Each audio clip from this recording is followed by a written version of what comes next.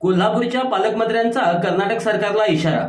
अलमट्टी उंचीवरून वाद पेटला. अलमट्टी धरणाची उंची वाढवण्यासाठी कर्नाटक सरकारचा अट्टहास कायम आहे.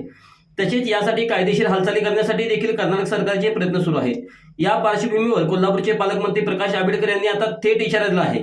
जर कर्नाटक सरकार वकील आणि तज्ज्ञांची फौज उभा करत असेल तर आम्ही देखील त्या विरोधात तशीच वकिलांची आणि जलतज्ज्ञांची फौज उभा करू, असा इशारा आंबेडकर यांनी दिला आहे.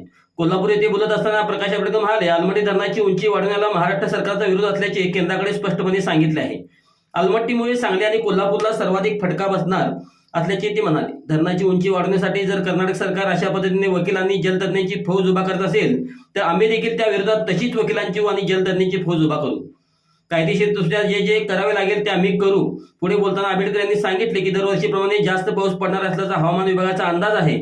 पुढील 8 दिवसात कृषी विभाग आणि महापूर नियंत्रणा संदर्भात देखील बैठका होतील. महापूर रोखण्यासाठी ज्या ज्या उपाययोजना कराव्या लागतील त्या केल्या जातील. महापूर येऊ नये यासाठी दोन्ही जिल्ह्याचे जिल्हाधिकारी कोल्हापूर आणि सांगलीचे आम्ही पालकमंत्री समन्वय ठेवून काम करत आहोत. दरम्यान अलमट्टी धरणाची उंची वाढवण्याबाबत सर्व संबंधित राज्यांची 15 दिवसात बैठक घेण्याचे आश्वासन केंद्र सरकारने कर्नाटकच्या शिष्टमंडळाला दिले आहे.